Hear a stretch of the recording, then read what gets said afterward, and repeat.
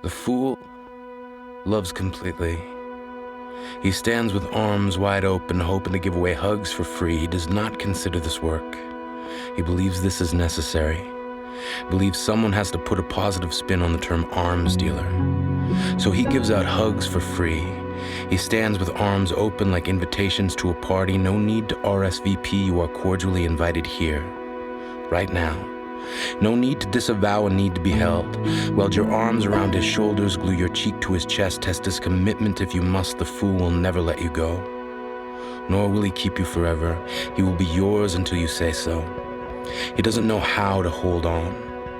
He's gone through the yes and no, the ebb and flow of tides that rush in only to run away.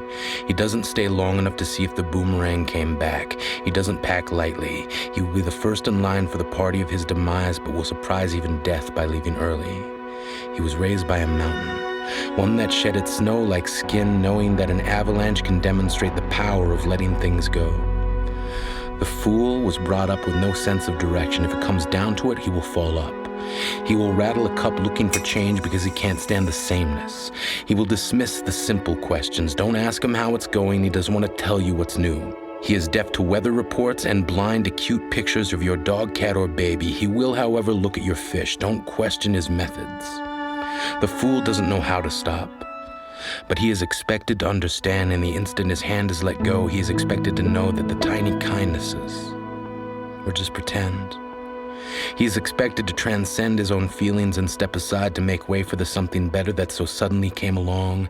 The justification plays in his mind like a theme song for a bad serial.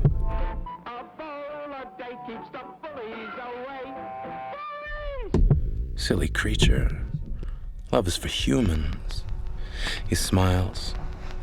As his ears become garbage bins filling with the throwaway advice that people always give but never seem to take, his body becomes the lake into which others will throw the stone of his heart, hoping it will sink beyond rescue. Even in this, he will glue his hands together and wish you an unrelenting happiness. He will plant a kiss upon each open wound where love left him to bleed. Each kiss a seed blooming into a reef that he will then rest upon the headstone of the grave where he stands in solitude to pay respect to whatever this was. He will do this because that's what he does. His love does not end. He will bend it back to the beginning, wrapping the finish line around your waist like a belt just so you can feel what he felt when he held you. When he knew nothing of ownership, when he refused to slip chains around you, because he knew then, as again he knows now, how obedience is only beautiful when it is given. He will be the nail driven into the coffin of your doubt. He will tell you the truth about this race you've been running. The only finish line is death, and whether hurried, whether slow and steady, ready or unwilling, one day you must win.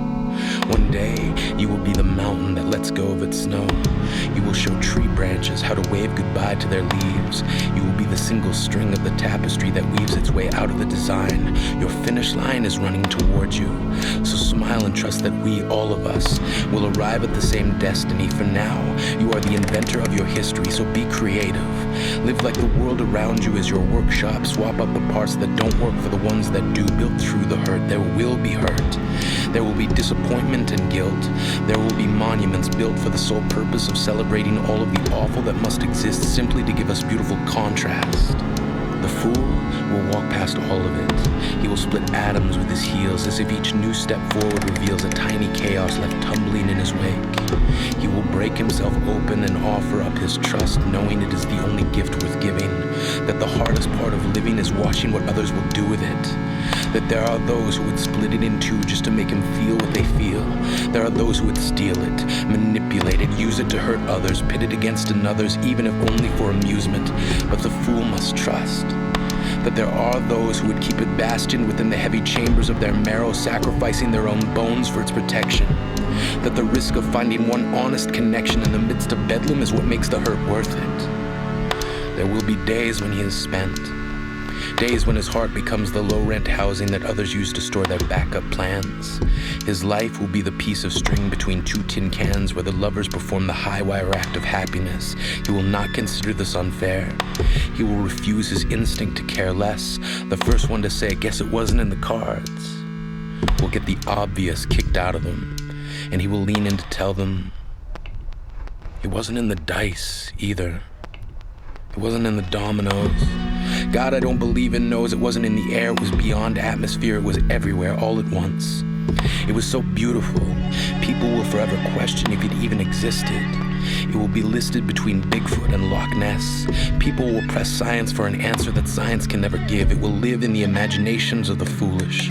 Those few willing still to wish upon stars and believe even in the smallest percentage of possibility. It will be hope, and you can't have it until you're willing to admit that there are times when the only honest answer is, I don't know. The fool will go through life at the same time life goes through him. He will pour himself past the brim and swim through the mess he has made, knowing that he played his part the only way he could, that he stood still when asked to move. He did this to prove that the only things that belong to us are the choices we choose, that we lose everything by risking nothing, that we bring about our own ending by pretending away our pain as if we were somehow above it. The fool steps blindly, reminding us we cannot simply bear what is necessary. We must love it.